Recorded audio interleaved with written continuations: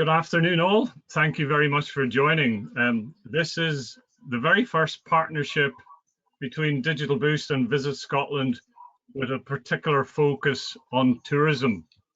A recent survey carried out by the Scottish Tourism Emergency Response Group showed that you industry had two key priorities that you appreciated. One, very understandably, is funding to help you out in these very tough times. The second was the advice that was being provided by agencies. So with that in mind, we've created a series of 10 webinars, the next of which is on the 21st of January. That's about tourism marketing, what to do next, with a bit of how-to thrown in, followed by a session on digital fundamentals on the 4th of February. I would encourage you to sign up to those as well. The other webinars will be on a twice monthly basis, and we will be publishing that soon. Today's session is how to adopt your tourism businesses using our research and insights gathering, and really to give you a picture of what the confidence of our consumers are and what the opportunities therein lie for you as a business. So it's very practical, and I'm glad to bring on our next presenter, Chris Greenwood, our Insights Manager for Visit Scotland. Finally, before I hand over to Chris, there is always opportunity for you to ask questions throughout this webinar. If you use your control panel to post the questions, we'll monitor those and we'll seek to answer as many of those as possible at the end of the session. I'll now hand over to Chris. Thank you very much, Patrick. Firstly, thank you very much for the opportunity to present to you here. The Digital Boost programme has been an important part of Visit Scotland's delivery of experience across the board, and it's an honour for me to be able to contribute towards that. What I'd like to do over the next 45 minutes is go through how Visit Scotland uses its insights and how tourism businesses can use these to develop strategic planning and adapt to what is quite a challenging environment. As Patrick said, my name is Chris Greenwood. I'm Senior Tourism Insight Manager at Visit Scotland. And I think as we went through 2020 and as we go into 2021, I think we should recognise that this has been a very challenging time for business and for families and individuals, and we shouldn't lose recognition of those challenges. However, we are here to look forward. We are here to face challenges, and I think that with everything that's going on, there are still opportunities for development and growth, and certainly within consumers and within industry, we're seeing many different changes taking place that are really establishing themselves as the new normal, and these are going to provide certainly a new and dynamic business environment that we're going to be moving forward into. But as I said, we shouldn't lose sight of the current challenges that many people are facing today. That said, I will turn off my webcam and start the presentation.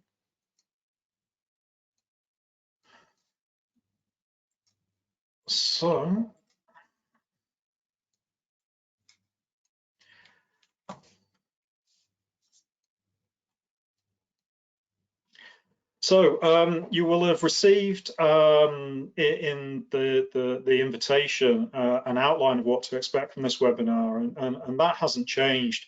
I'll be following the structure that was explained. So look at the research that's been carried out so far and what that research has shown in terms of changing sentiment, in terms of travellers, particularly domestic tourism, which has been a key driver of the tourism industry over the last 9 months. We'll have a quick look at some of the global trends and then the opportunities that those trends will present themselves.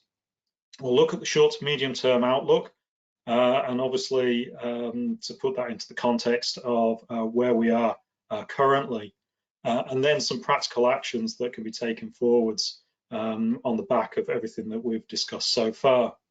I think it's fair to say that 2020 was devastating for the tourism industry, and certainly the latest Scottish Tourism Emergency Response Group business survey painted a very sombre picture.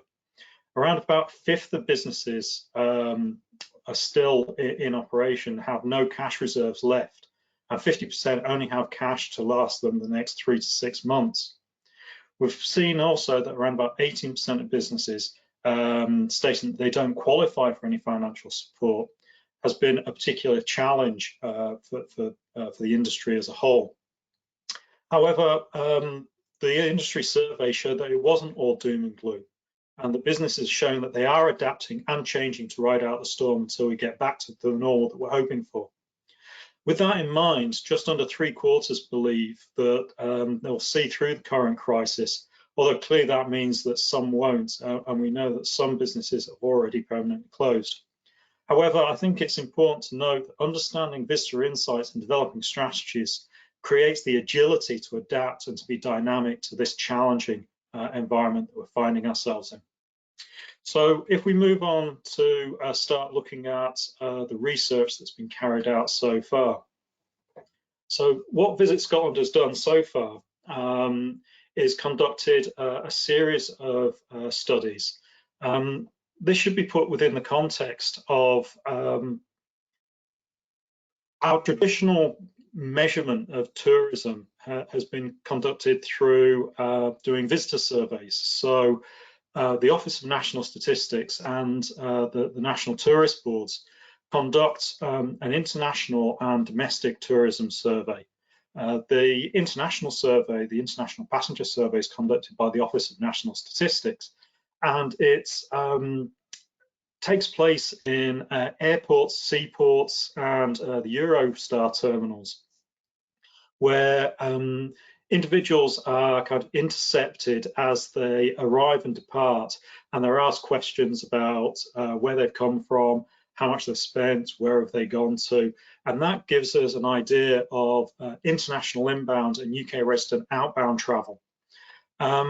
On the domestic side, we have an online survey which is done with a panel of individuals, households that are representative of the UK. And there are similar questions about how many overnight stays have taken place within the UK over a certain period of time. The outputs of those provide us with the volume and value of international and domestic tourism, along with quite a lot of rich information about the profile of the visitor, activities undertaken, types of transport used, and from that we can build up a picture. I think it will be appreciated that over the course of 2020 and with the coronavirus pandemic, the ability to do face-to-face surveys, or indeed the sensitivities of asking people during lockdown when they've taken any overnight trips, has meant that those traditional measures of tourism have now been suspended and aren't currently taking place.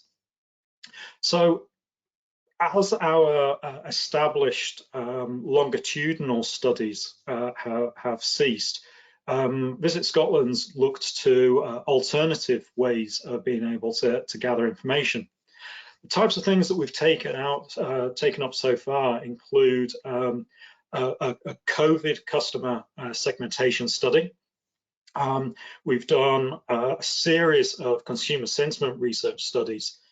We've undertaken some scenario planning, and we've continued with our regular environmental scanning and trend research.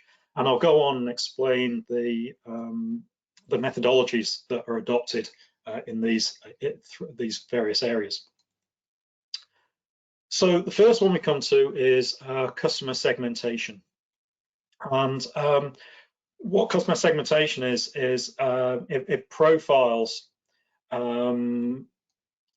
it profiles the marketplace based on similar sort of criteria, such as it could be possibly demographics, it could be interests, it could be activities undertaken. And Visit Scotland has developed a well-established customer segmentation study based on interests.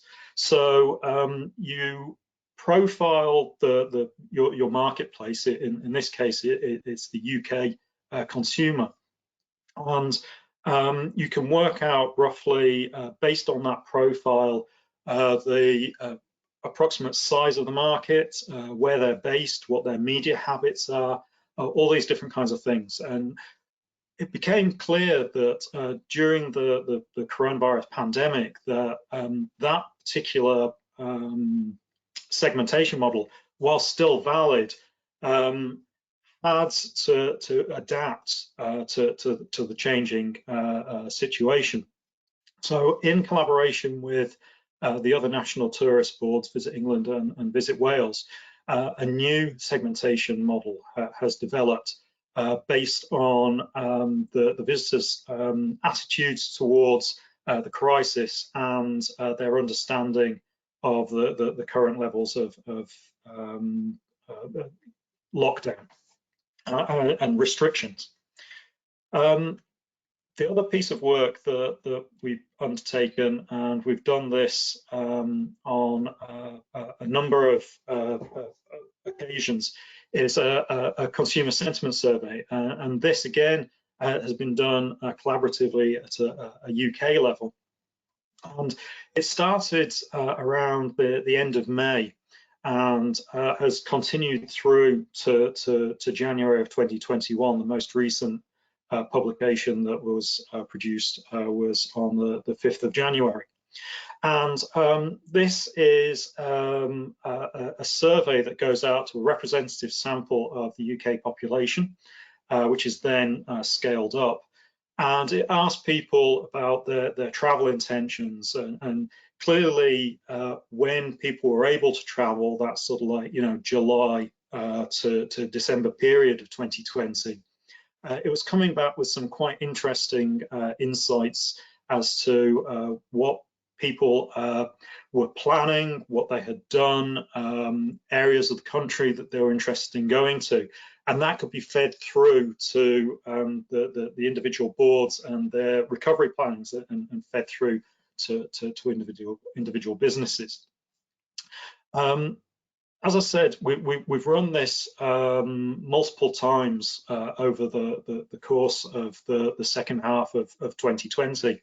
And the information has been invaluable in being able to track changing behaviours as new restrictions come in and have been lifted. And it's also highlighted as best we can the proportion of the population that's been able to take trips over that time, and indeed what they've been doing. More recently, we've completed a scenario planning exercise, and scenario planning is particularly useful in terms of being able to develop strategies in particularly extreme events such as the pandemic that we're currently in at the moment. The scenarios were requested by STIRG, the Scottish Tourism Emergency Response Group. What we did was look at a series of possible environments that could develop over the course of the next 18 to 24 months. We provided the scenarios to STIRG for their strategic planning at a national level, and these were fed into Scottish Government planning as well. And what we were trying to do was not predict what the future should be or what we want the future to look like, but really identify the key factors that are going to determine what the world could become like, and therefore develop strategic plans related to those. We came up with 5 scenarios in the end.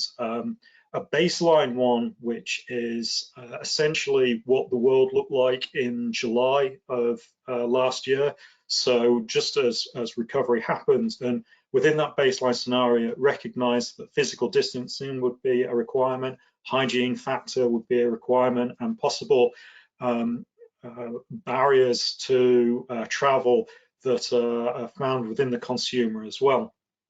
And the 2 elements of the scenarios that we thought were most important related to whether businesses could operate or whether consumers were confident in traveling.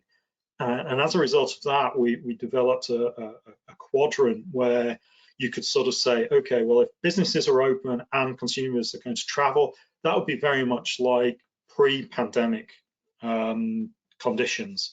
Whereas if you have a situation where maybe businesses are open, but consumers aren't confident in traveling, you end up with a situation similar to what was seen in the Highlands of Scotland during sort of late September and into October of last year, where there were localized lockdowns, particularly in the west of Scotland, Glasgow area. And of course, that meant that the market was unavailable to go and travel to these places. And therefore, you had businesses that were able to trade up in the Highland areas, but they didn't have any customers that could actually go.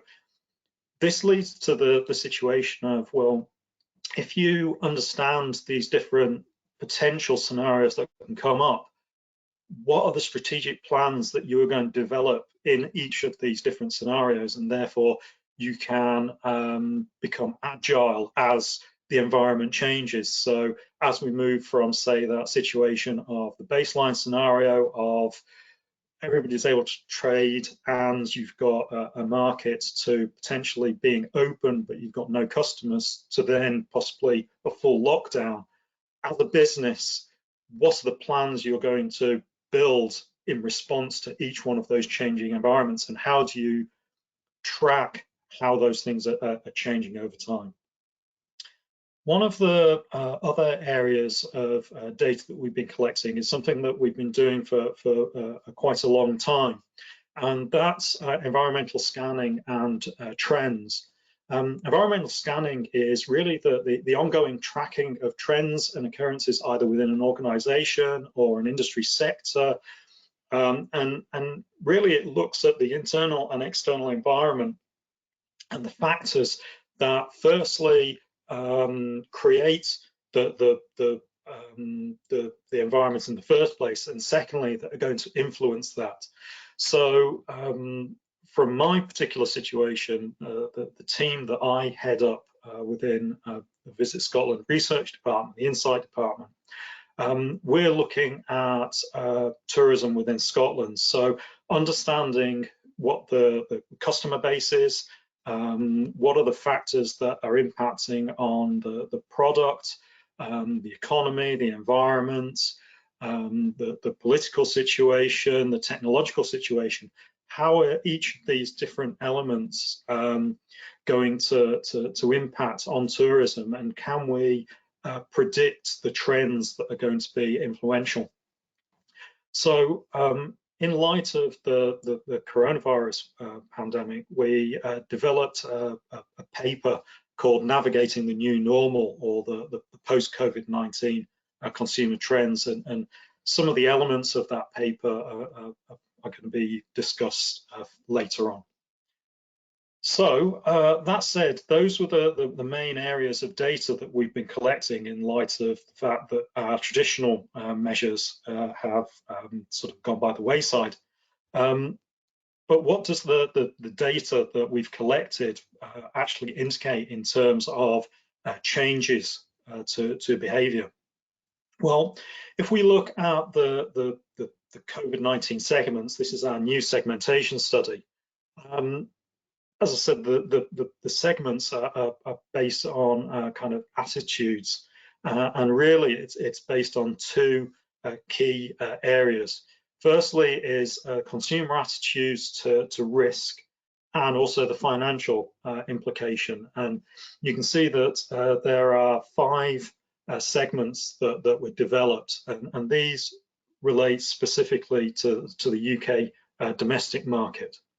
So the segments that were developed go from essentially those people who have a low attitude to risk, and they're possibly financially solvent at the moment. In this particular area, as it says here, that represents around about sort of 33% of the UK population, and therefore they're the ones who were most likely to take UK breaks.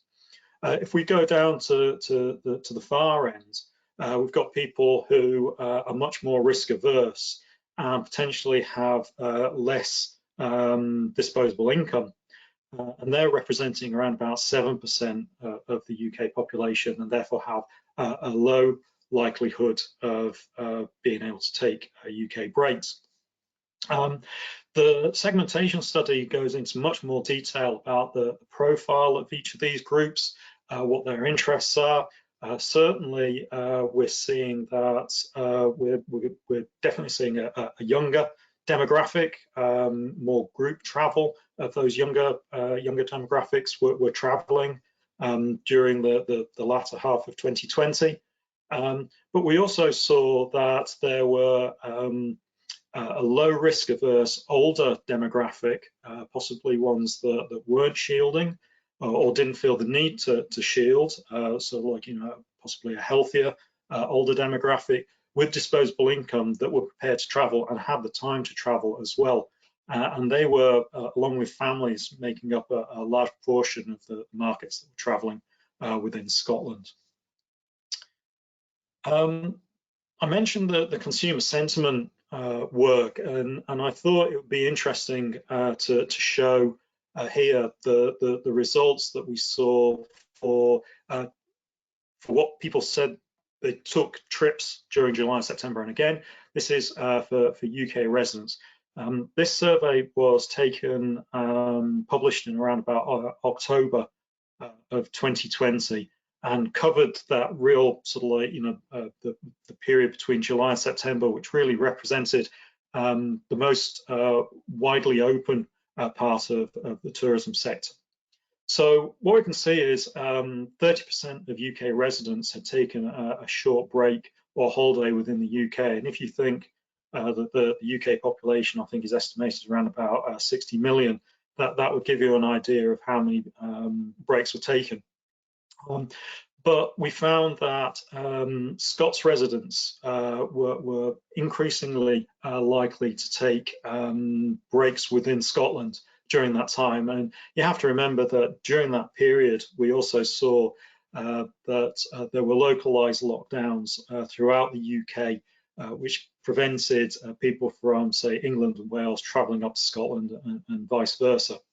Certainly holidays were predominantly the main reason for travel, and business travel with the advent of home working certainly declined significantly over that period. Also, I think there's an appreciation that meetings and conferences pretty much ceased during that period as well. We did see that for Scottish holidays, whilst hotels were a popular choice, it was within rural areas that service accommodation was more popular, and the challenges that faced accommodation providers within cities was certainly acute during that period. Self-catering, camping and caravanning were definitely popular for places within Scotland, and Scotland itself, along with the southwest of England, were two of the most popular areas that people went to. Certainly the predictions that we had about people who wanted to take breaks wanted to be in rural areas, outdoors, doing activities, adventure activities played out, and we saw that, or we were predicting that it was people who wanted to be able to control their environment. So camping and caravanning and self-catering, where you are in control of your environment and able to have your own hygiene standards, regardless of the high standards that were being promoted by providers through the schemes that were being promoted. I think there was something within the psyche of the traveller about wanting to be able to know that they were in control of their sort of hygiene. As it says there, outdoors like mountains and coastal areas were exceptionally popular, more so than city regions, and I think we've seen the balance sort of play out in terms of news reports to reinforce this study. I mentioned that the latest study was published in January 2021, and I just wanted to show the impacts that the current lockdown has had on consumer behaviour. So, as part of the consumer sentiment work, there is a mood of the nation a section to the survey, and these are the results that are there. As of sort of September onwards, the proportion of the UK population that believe the worst is still to come steadily grew as localised lockdowns, the Welsh circuit breaker, and subsequent announcements prior to Christmas came in, and that's come up. And we saw by January that the proportion seeing, believing that the worst is still to come has almost doubled to 62% of the UK population. Also, we can see that 8% expect that things will return back to normal by the end of March. And the results that were published at the beginning of December saw that 14% of people believe that was the case. And to extend that out, 33% expect that returning close to normal will happen by the end of June. I think the current understanding amongst industry groups is that May is where they see the opportunities to reopen at the moment. Obviously, that is a fluid situation. Whilst the number of people who were looking forward to winter and spring breaks was at a marginally strong level prior to Christmas, that has now sort of declined in light of the situation we currently find ourselves in terms of lockdown. However, those that were saying that they were going to take winter and spring trips, and bear in mind that the survey that took place was prior to the lockdown being implemented over the Christmas period, said that Scotland, London, and the southwest of England, Devon and Cornwall, remain the most popular destination. So Scotland is still seen as an attractive destination for trips within the mind of the potential traveller. However, the current situation means that those travellers are unable to move at the moment. Anyway, as it says, the winter trips are now unlikely to happen along with spring trips. However, it looks like it's going to continue to be kind of rural outdoor areas that remain popular as the type of place to go to. So it seems to be that there is that continuing desire to be in fresh air, wide open spaces, again about sort of control of your environment.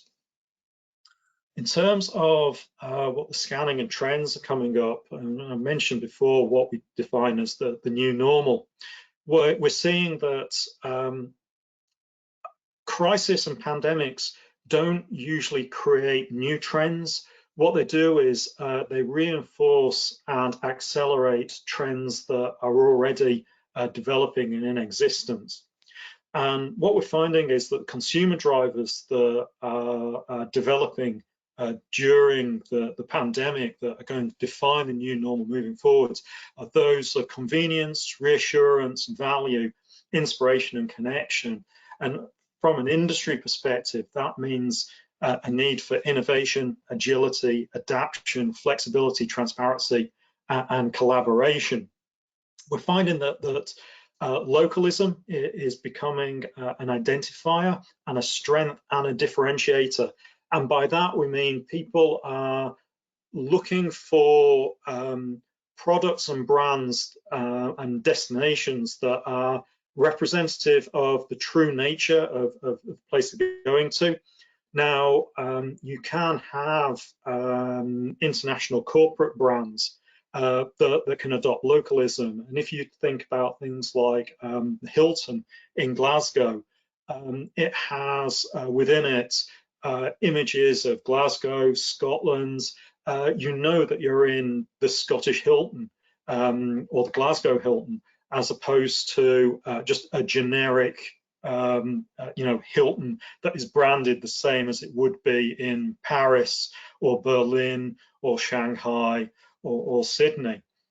And what we're finding is that visitors are increasingly being drawn to this, that they want to go somewhere and see the real destination and have a connection with it as well. So this brings us on to consumers and businesses being linked by social purpose. And certainly what the pandemic has brought out is that people are looking to brands and businesses that are demonstrating that they're supporting their local communities, and those businesses are getting the benefit because consumers then feel as though they want to support them by using their products and services, or going, if they're a tourism provider, going to them because they feel as though they are rewarding that social purpose that the business is given by supporting the local community. And that could be in terms of, the people that were providing meals to key workers, or, providing a safe space for people that are in crisis. So this then means that businesses certainly will be seen as the embodiment of the values and as a catalyst of change, and that can extend out into businesses' attitudes towards responsible tourism, sustainability, community support, and representation. So we see those as the key trends that are coming through. So we move on to the next part, which is what are the macro global trends that are currently coming through? Well, I refer to what I call the sustainable tourism dichotomy, and what the chart shows is the growth or the predicted growth in trips, and this goes from 1950, where international tourism arrivals, was very, very small. And the predicted sort of growth is 1.8 billion trips taking place by 2030. So we've got this exponential growth in trips that are forecast to take place, and that's even with the impacts that we've seen, with the pandemic at the moment. So we've got this growth of people who want to travel, they want to see the world, and we have to combine that with the fact that at the same time, people are recognizing their travel has an impact. So there is an interest in reducing carbon footprints. There is an interest in having a sustainable tourism. People want to look at alternatives like taking trains over planes, maybe going to alternative destinations compared to what they traditionally did, maybe taking sort of city breaks. They're going to what could be described as secondary sites, or exploring or immersing themselves in culture and communities to understand the real destination. And what we're seeing is that the people see these as opportunities for self-development and growth, and travel is a significant part of that. And certainly that's something that has really taken off over the course of 2020, as people have been driven to be inspired and develop itineraries in their minds of what they want to do once they're able to travel again. So social media has been a key factor in that drive for inspiration and self-development and growth. We went through looking at some of the trends, but some of the behaviours that are going to be defining this new normal will be trust, which will be becoming smaller and more local. And as social distancing becomes more prevalent, people are relying more on social media. And of course, this has the possibility of creating greater polarization within society. However, as we move forwards, as providers, we can use this slight level of trust to be able to provide local levels of confidence. And this comes on to the second part of, like the move towards localization. We're talking about being sort of self-sustaining, and we find that the people tend to be consuming less and thinking more about provenance, and therefore being able to provide local produce, the stories behind the production of that is something that really motivates people, and therefore thinking about like changes in behavior as people are possibly cooking more, thinking more about the produce they're buying and the impact that their behaviors and purchases are having. This can be fed through into the messaging, and I mentioned before about the values that you as a provider can display will chime very well with the types of consumers that you want to appeal to. I think mental health and wellness. Wellness is a trend that's been developing for a number of years, but certainly come to the fore, and much more in the media is coming through about the mental health impact that the pandemic is producing, and therefore people will be looking for ways of being able to look towards wellness, and product development in those areas certainly would be something that many people will be looking for. And we talk about forest bathing, and we look towards kind of sort of sound trails that can be developed. The people can go out and just listen to the world around them, and this is something that is certainly a key developing behaviour into the future. Anyway, all of this, small enterprises are very well suited to all of these behaviours, because they're the ones that can really demand and show that level of trust and localism that's coming by, because they're driven by reputation. And of course, enterprises are usually invested in the destination they're in, and that is what visitors want. They want to be wedded to the destination they're going to. And what is the outlook for the future? Well, we once had time is now a precious commodity. It's now going to become an asset, and we refer to slow tourism. And people want to travel less but travel better. It used to be that the transport element of a trip was an inconvenience just to get you there to your destination as quickly as possible. We're now finding that potentially people will see the travel element as a key part of that, as maybe people are taking long distance train journeys or looking at alternative transport methods that are maybe more sustainable in the future. We've covered over the trust between consumer and providers, certainly demonstrating the hygiene standards, which of course have now become like a standard as opposed to a differentiator. And people, we'll probably expect people wanting sort of like, you know, bespoke products and personalization, curated travel that makes them feel as though they're getting something unique to them. And this is because obviously initially we'll have restrictions that mean that small group travel and private tours would be maybe the only things that can be provided. But in the future, I think there's this expectation that you know, this will continue, and the curated travel will be a standard expectation. I think it's fair to say that there is a pent-up demand for leisure and travel, and once recovery and an opening up of trading comes in, I think there will be quite a few people looking for opportunities. Certainly, we can see that 33% of the UK population will be open to wanting to travel in that particular area very early on. And all this comes down to innovation and adaptation. So what are the trends that we can turn into opportunities?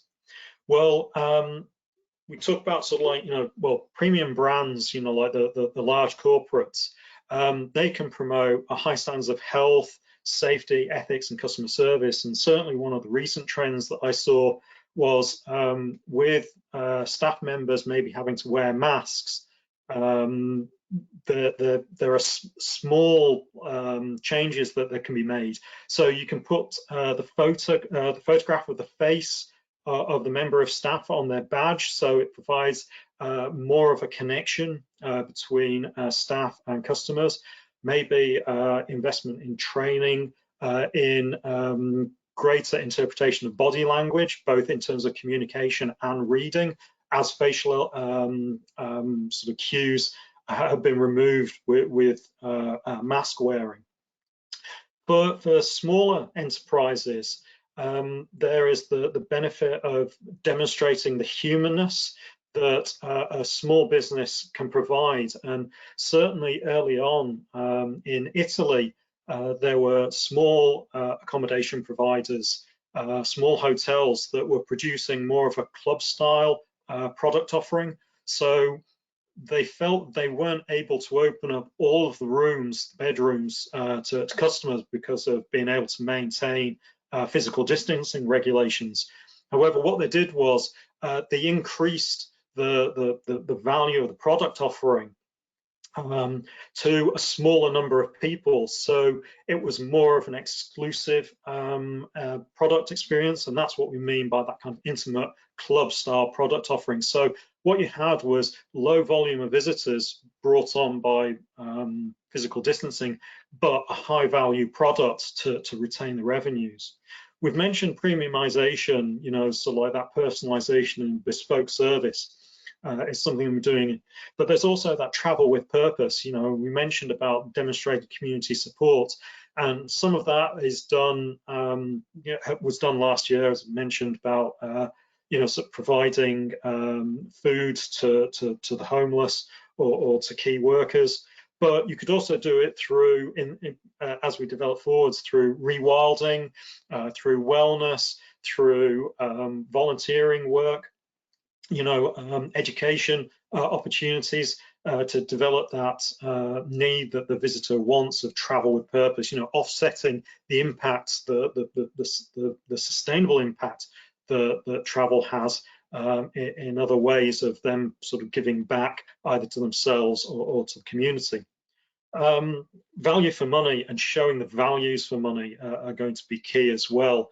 As people sort of reevaluate their attitudes towards consumerism. So being able to demonstrate your attitudes to your local community or to the environment would be another way of doing that. There's also that embracing ways of new thinking.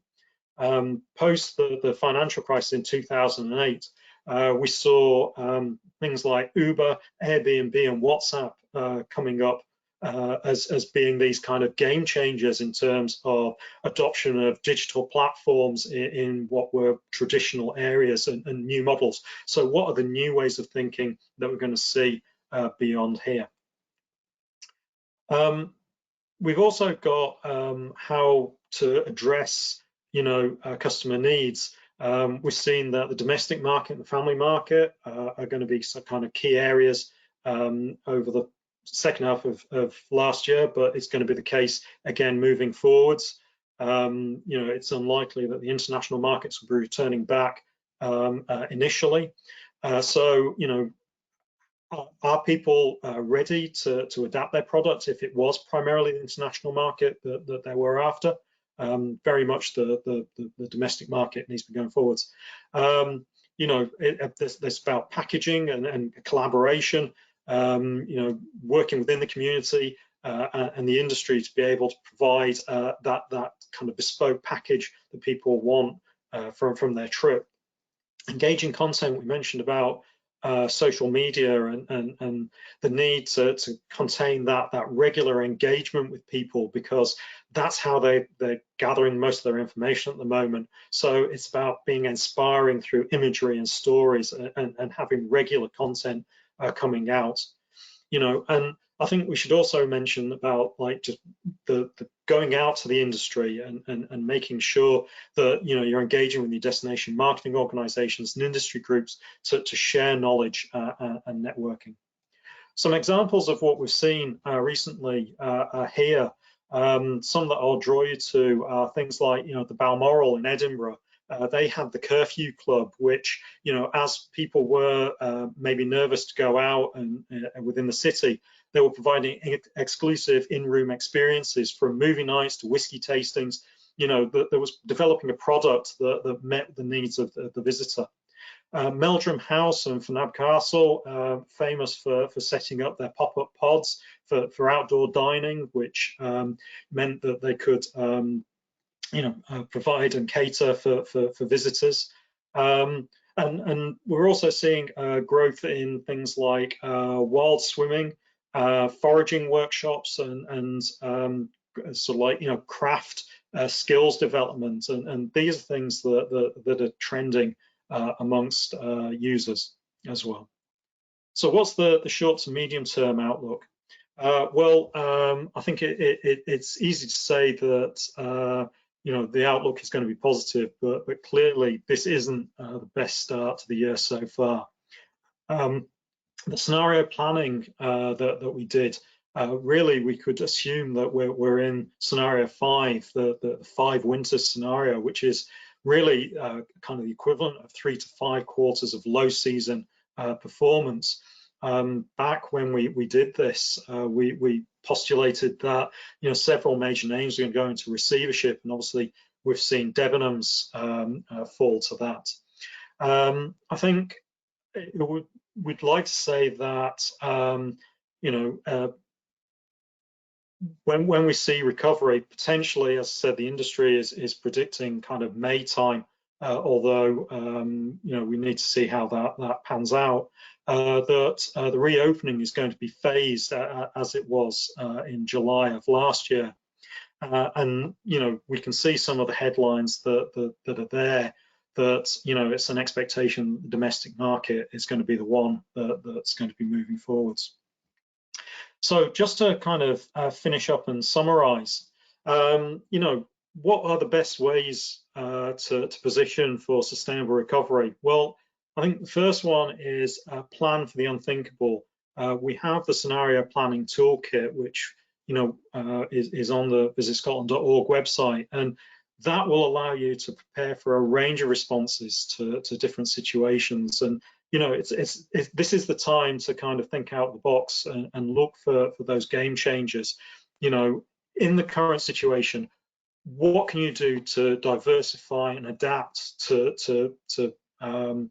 see through this current situation? And what do you need to prepare for potential recovery that could be phased towards localized lockdowns, restricted markets in some areas, but the ability to trade?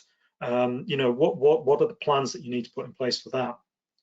The environmental scanning, monitoring trends, watching policy notices, being up to date, engaging with your destination management organization and business gateway to understand the issues that are coming up, and develop marketing tactics, and the next workshops that are coming up are going to cover those specific areas.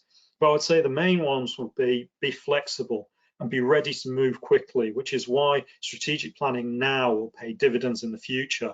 You know, the ability to adapt to a changing environment is key to business survival.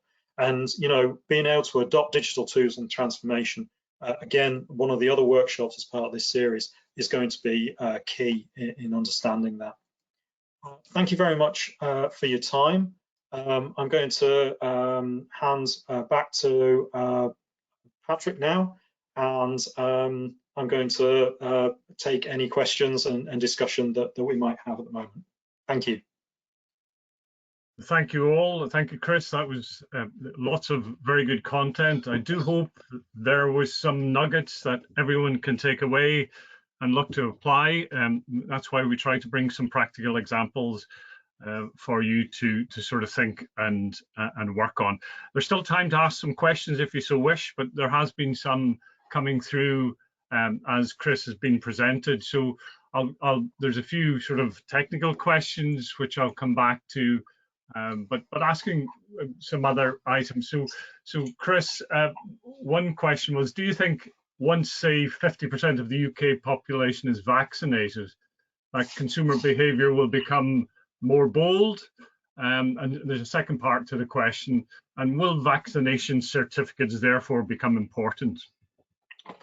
Okay, so I think that there's a policy question in there, and there's a consumer trends question. I mentioned before that crisis and pandemic doesn't create new trends. It develops and accelerates existing trends. And I think with the rollout of the vaccine and as the population becomes inoculated, yes, confidence will grow, but I think we're seeing, you know, there will be an ongoing continuation of people to want to have like blended working, you know, working from home and partly in the office. So that will kind of continue. I think people will continue to want to recognize trust and value and, you know, the impact that their behaviors have had. I mean, if you think, there was a period of time last year where people were saying that they didn't want things to go back to the way they were. They liked the fact that, you know, the air was cleaner, you know, nature seemed to be blooming, and people were liking that. So, you know, those values could remain. But certainly, yes, I think the ability to maybe go without the unpredictability and uncertainty of lockdowns and things like that, that will certainly allow people to have greater freedom in their choice and behaviors. In terms of the vaccination certificates, yeah, I think that's going to be a requirement as we develop things like, you know, travel bubbles and air bridges and things like that. Certainly for the international market, that kind of proof that, you know, you're inoculated will be the guide that will allow you to travel and be safe. Great. Another one, Chris, which is around the scenarios, and very understandable. Someone is asking, how are we supposed to conduct scenario planning in a time like this, when there's absolutely everything is up in the air? Okay, so scenarios aren't forecasts. As I said, we're not trying to predict what the future will be. What they are is a series of potential futures. So what we try to do is identify what the key drivers and uncertainties of the current situation are now and over the timescale we were looking, which was 18 to 24 months. And from that, developed a series of scenarios. We developed 5 scenarios. And the idea is that if you monitor the factors that were used to develop the scenarios, you can then sort of say, okay, which scenario are we moving towards? And therefore, as I've done my strategic planning relating to all 5 scenarios, that's the playbook I need to get out and implement. And then as things change and possibly restrictions come in and another scenario appears to be developing out of that 5, you can get that playbook out and see what needs to be done to adapt and develop there. I would agree wholeheartedly. Forecasting is almost impossible. We have absolutely no baseline information from which to project from. So anybody who sort of presents a forecast, I would say that that's correct to the point of publication, and then all it takes is something to happen, in this unpredictable world that's going to make that forecast go. But I believe scenario planning is probably at least the best way of being able to prepare for uncertainty in the future. Thanks, Chris. Another is, you touched on the overseas market. Is there any thought about when we might expect international visitors to return? Well, I said the rollout of vaccines will certainly be a factor in that. I think it's widely accepted that international travel won't be returning, within the next kind of 6 months.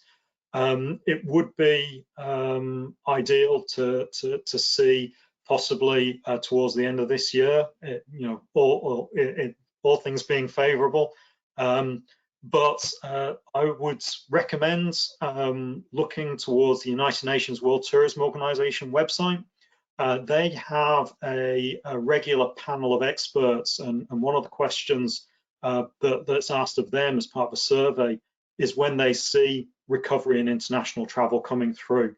And certainly the most recent survey that was issued this week, the timescales they were looking at was beginning of 2022 all the way through to 2024.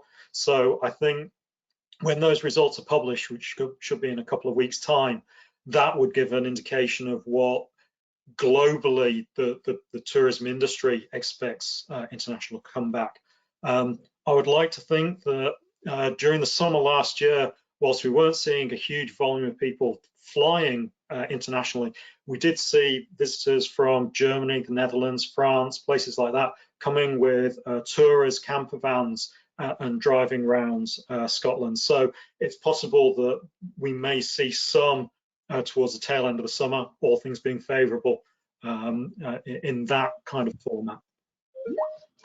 And sorry, another question, something around that is there possibility with the green message going to take a back seat as COVID has resulted in a lot of single use and like such because of health and hygiene?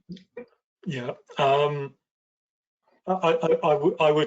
would offset that factor by saying people didn't want to go back, things to go back to normal. I think there was an appreciation of the cleaner environment that came out. The reports of the canals in Venice, being able to see fish, being able to see anything, I think was probably quite a good thing. The air quality improving, the reduction in traffic. I think there is an acceleration in the trend towards kind of responsible and sustainable tourism. People understand their impact a lot more. So I think there is an understanding of the importance of single-use products, for personal safety. But I think there's also that need for, like preference towards provenance, the quality of, the food people are buying, that kind of thing. It all comes through to there's a greater responsibility, and I think that's the underlying trend that's in place. Thanks, Chris. I got a couple of quick questions. One I'm going to answer myself is that funding has been asked for quite a lot, and it's and what Visit Scotland's role is in terms of helping and supporting industry get the funding as quickly and as much as possible. And we are in regular communication with the Scottish Government around the feedback that we're getting from industry in terms of where there has been misses, such things as personal bank accounts versus business accounts, etc. So that continues. That is an ongoing thing, which also we are in regular conversations with the chief executives of the sector representative bodies such as ASSC, ASVA, etc. So we can continue to work and channel those messages through to the Scottish Government. I think that one other question, again, it was, let me see, it was very early on in the session. I'm scrolling back up just for as a final one. Do apologise. There's a. So, and the other point, if you haven't picked it up, many people were looking for the link to Chris's to the research. I've sent that in the body of the question and answers if you want to copy and paste it. One very quick one, sorry, Chris, whilst I'm looking at that other question was, there was some technical questions about the size of the samples and the demographics of the sample and the geographic spread, if that could be quickly covered off just from people. Yep. So the sample for the consumer survey was it was a UK representative population, and I think the samples around about 2,500 respondents were used in each phase, which is within statistical parameters for that kind of study to be representative. I would say that the presentation, I'm sure, can be made available, and I've provided links within the presentation itself if people want to do that. But all the information is on VisitScotland.org within the COVID-19 pages. That includes the consumer sentiment research and all the previous ones, the segmentation studies, the trends work. All that is available, along with an industry survey that was conducted for STIRG as well. And the methodologies are all found within that documentation. I'll wrap up now because I think we've kept everyone online for quite some time. And just as a final thing, there will be a follow-up email immediately as we leave this session. What we're doing is we're giving you an opportunity. All of this is linked to how well you can improve your digital footprint. So as an organization, we're offering each of you the opportunity to have a digital review from our team. The only asks from us is that, one, you're a tourism business, which I think the majority of you on this webinar are. There is a commitment for you to carry out some actions out of the advice that we would give to you. So look out for this. It will arrive in your inbox immediately after this session. And thank you all for coming on to this. I trust and hope you got plenty from it. And I'll try and smile a bit more often as someone made a comment to me during the webinar. Thank you. Thank you very much.